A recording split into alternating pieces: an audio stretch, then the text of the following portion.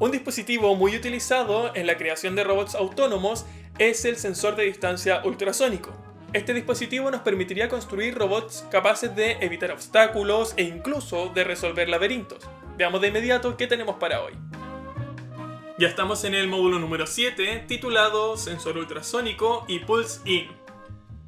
Como objetivo tenemos analizar el funcionamiento del sensor HC-SR04 y comprender y aplicar el concepto de función para crear un bloque de programación que retorne la distancia medida por un sensor HC-SR04. El sensor cuenta con dos transductores capaces de emitir y recibir pulsos ultrasónicos. Aquí tenemos el físico y esta es la imagen en Tinkercad. Y los transductores son dispositivos que pueden transformar la electricidad en sonido y también el sonido en electricidad. Se utiliza principalmente como sensor de distancia. La conexión de este sensor es bastante sencilla. Cuenta con 4 pines, uno de ellos va a 5 volts que se llama VCC. Trigger y eco van conectados a pines digitales y GND iría conectado a tierra. Aquí está el esquema de conexión, muy sencillito. Cuando trabajábamos con este sensor en M-Block, contábamos con un bloque específico para su uso. Era este bloque de acá que se llama LE sensor de ultrasonidos, pin de activación tanto, pin de eco tanto. Aquí teníamos que indicar el eco y el trigger. Y si es que nos fijamos bien, este bloque no se puede anclar directamente a una cadena, sino que tiene que ir dentro de una variable y esa variable se puede encadenar. Entonces creábamos una variable que se llamaba distancia y almacenábamos esta lectura dentro de la distancia en un ciclo por siempre y de esa forma podíamos ya utilizar nuestro sensor de distancia y ver aquí en el monitor cómo iba variando la lectura. Antes de pasar a la programación en Arduino tenemos que entender bien cómo funciona este sensor. Aquí tenemos el diagrama del funcionamiento. Como dijimos antes, el sensor cuenta con 2 pines, el eco y el trigger. El trigger sirve para activar el sistema. Nosotros lo tenemos que activar simplemente con un pulso de 10 microsegundos y luego que nosotros enviamos ese pulso, el sensor envía una ráfaga de 8 pulsos chac, chac, chac, chac, chac, y pone en nivel alto el pin de eco. Entonces lo mantiene en alto, la ráfaga de pulsos va, viaja, viaja, viaja, choca en un objeto, se devuelve y cuando el sensor detecta que la ráfaga se devolvió, el pin de eco se baja. Por lo tanto, nos entrega un ancho de pulso que es igual al tiempo que tarda la ráfaga en ir y volver.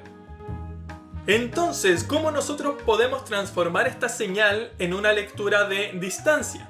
Técnicamente, lo que nosotros hacemos es leer el tiempo que este pin de eco se mantiene en estado alto. Para eso utilizamos la función PulseIn y esta función nos retorna el tiempo en que un pin cambia de estado. ¿Qué significa esto? Que si nosotros pedimos PulseIn en el eco y que verifique el estado alto, lo que va a hacer es esperar hasta que el estado esté en bajo, que pase a alto, comenzar a cronometrar y cronometra todo ese tiempo hasta que el pin vuelva a estar en bajo. Es decir, toma el tiempo solo en que el pin va de bajo a alto y de alto a bajo. Ese tramo es el que cronometra. La programación para este sensor tendríamos definir los 2 pines de trabajo, que sería el eco y el trigger. Tenemos que crear una variable para almacenar el tiempo, otra variable para convertir la distancia. No vamos a tener una variable de velocidad, porque recuerden que para hacer estas conversiones necesitamos velocidad, tiempo y distancia, porque lo vamos a tener ya como una constante chiquitita. Ingresamos al Void Setup, configuramos los pines, el pin de eco como una entrada y el pin de trigger como una salida. Recordad que el trigger es el disparador, 10 microsegundos, y el eco es el que tenemos que estar leyendo. Luego inicializo la comunicación serie y entro al loop. Aquí tenemos el disparo del trigger, donde primero comenzamos con un trigger en estado bajo, esperamos unos 4 microsegundos. Recordad que la función delay está en milisegundos. Esta función nos permite tomar tiempos más chiquititos, que serían en microsegundos. Dejamos el pin en bajo, enviamos el pulso de 10 microsegundos y lo volvemos a bajar. Es decir, esta parte de acá es solo para activar el sensor. Luego almacenamos en nuestra variable tiempo lo que nos retorna la función pulseIn. Esta función va a trabajar en el pin echo y va a detectar cuánto tiempo se encuentra en estado alto. Luego de eso, esta función nos retorna un tiempo en microsegundos. Así que vamos a hacer una transformación de distancia que va a ser igual a tiempo dividido en 29 y dividido en 2. Esta cosa no lo tomen tanto en cuenta porque ya es una parte más de física, por ahora no nos interesa mucho. Si es que quieren saber muy bien cómo se hace esta transformación, les recomiendo echarle un vistazo a los cuadernos de física de la enseñanza media. Finalmente, imprimimos en el monitor serie la distancia que transformamos y esperamos unos 100 milisegundos para hacer nuevamente nuestra medición. Aquí en Tinkercad ya tengo todo conectado, voy al código, tengo exactamente lo mismo que estábamos viendo. Doy a iniciar simulación y podemos pinchar nuestro sensor de distancia y mover acá un objeto. Entonces aquí dice 177 centímetros. Si es que abro mi monitor serie, aquí aparece 177 centímetros. Puedo ir moviendo y ahí vemos cómo también varía nuestra lectura. Recordar algo importante: la velocidad del sonido en el aire no es una constante universal, sino que depende también de la temperatura del aire y de otras cosas. Por lo tanto, puede que la lectura no sea exactamente la misma siempre, sino que va a depender de las condiciones atmosféricas. Otra cosa importante es que aquí en las simulaciones todo funciona bastante bien, porque es eso, una simulación. Pero al menos en mi experiencia, el sensor de ultrasonidos más allá de 1 metro, la verdad es que no funciona tan bien. Esto se supone que llegaría hasta 3 metros, pero la verdad es que yo lo utilizaría máximo a 90 centímetros. Como les dije anteriormente, el bloque destinado para trabajar con este sensor era un bloque que nos retornaba una distancia. Y ese valor teníamos que almacenarlo en una variable. Vamos a programar exactamente esto mismo, pero en Arduino. Para hacer eso, vamos a trabajar con algo similar a los procedimientos que vimos hace unos cuantos módulos. La verdad no recuerdo en qué módulo era. Vamos a crear una función que luego de ejecutar todas las instrucciones nos retorne un valor. Los procedimientos que estábamos trabajando simplemente ejecutaban instrucciones, no retornaban nada. En este caso vamos a crear una función que sí nos retorne un dato. En vez de crear nuestra función con la palabra void, la vamos a declarar como un dato. Entonces nosotros vamos a medir un dato entero, así que la voy a definir como int. Luego creo el nombre de la función y aquí voy a agregar una variable para introducir el pin de trigger y el pin echo. Esta parte de acá es exactamente lo mismo que este bloque de acá. Es medir una distancia y parámetros que podemos ingresar serían los pines de trabajo. Luego de eso tenemos que decirle cómo tiene que trabajar internamente toda esta función. Creamos nuestras variables de tiempo y distancia, pero estas van a ser variables locales. No van a ser variables globales, solamente la podemos ver dentro de esta función. Estas variables las podemos crear como int t, punto y coma, int d, punto y coma, o simplemente crearlo de esta forma. De las dos formas es exactamente lo mismo. Luego vamos a tener estas dos líneas, que es la configuración de los pines. En vez de ponerlos en el setup, los vamos a poner acá. Tenemos la activación del sensor y luego la conversión. Finalmente, retornamos el valor de esta transformación.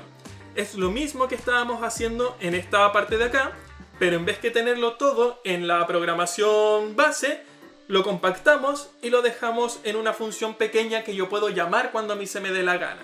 Este tipo de programación es bastante útil cuando ya tenemos las cosas muy complejas o queremos solamente medir cuando ocurra algo. En Tinkercad ya tenemos la programación modificada.